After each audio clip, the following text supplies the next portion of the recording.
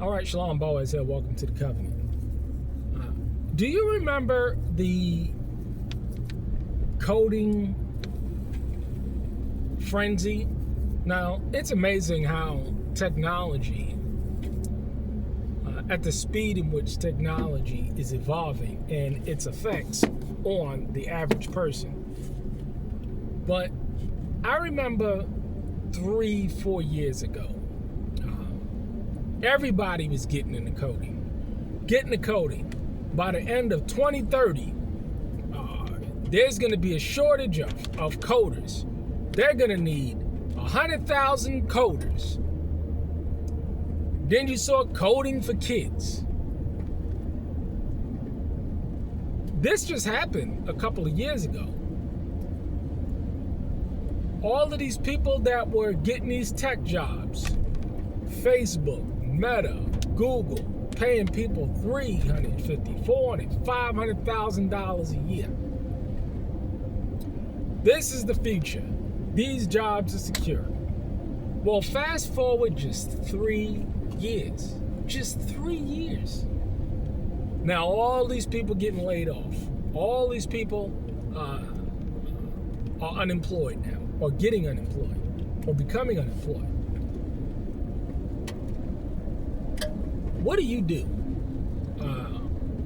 when you've believed in so many lies? Because you know what I'm saying now, today, even in spite of the fact that all these people are getting laid off, people are still trying to go into these industries. People are still sending their kids to learn coding. When it's like Windows 95, it's irrelevant now.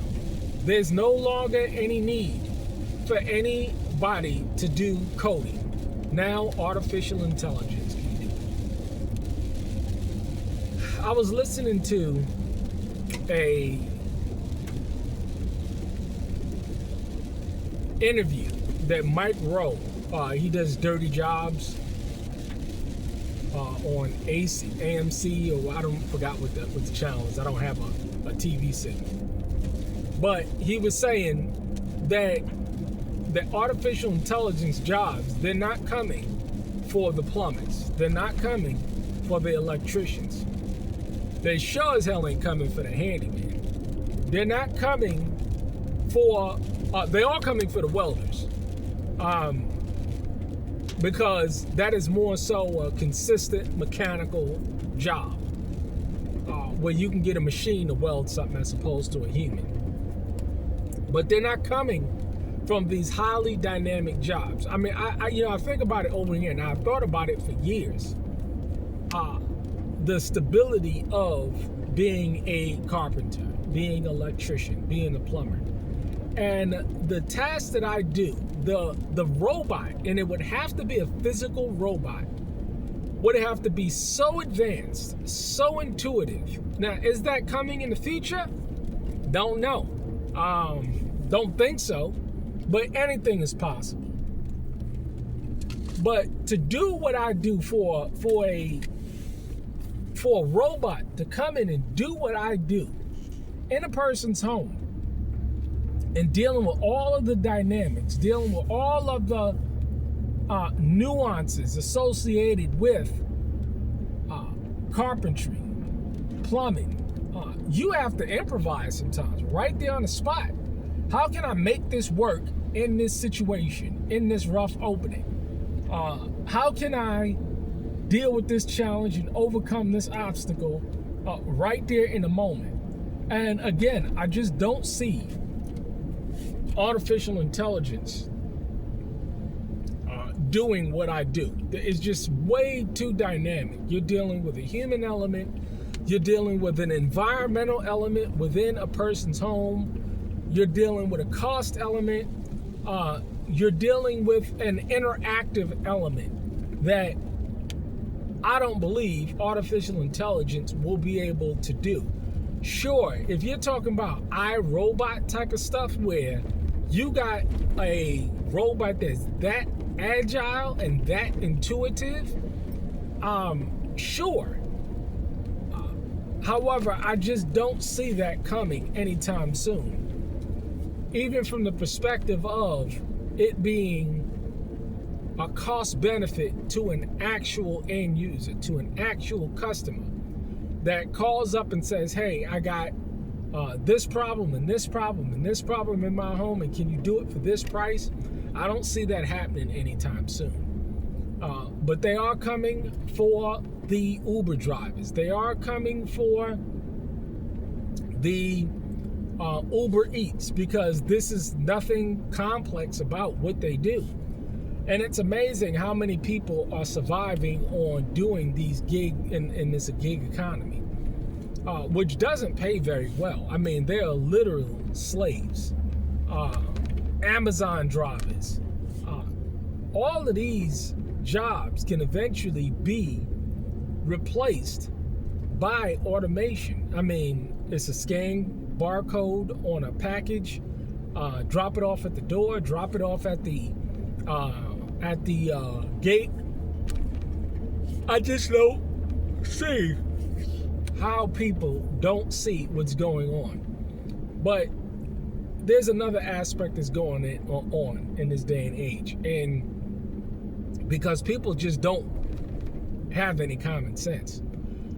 One of the things you always want to do, or what I do, is I read the comments on anything that's going on a particular video or a post, and to see people what are talking about the issue at hand. I'll leave in the closing in this on this thing. There's a guy that does. He has like a million subscribers. Very talented young man. DIY solar.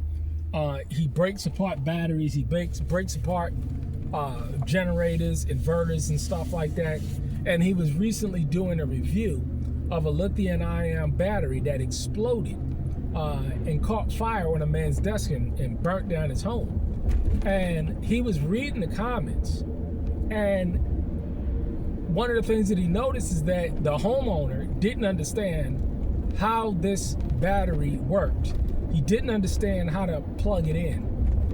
And nor did any of the people that were reading the comments and commenting on the lithium-ion battery. They was not aware as well. But the directions are right there on the lithium-ion battery in terms of overcharging, discharging, load balance, all of that stuff. And he was pointing it right on the battery. You have people that just don't want to become informed. They'd rather go along with the flow to get along, as opposed to going against the grain, thinking outside the box, and getting the benefits of it. I just saw, my brother, he's sending his daughter to coding. Why? I mean, it's just, people are just not informed.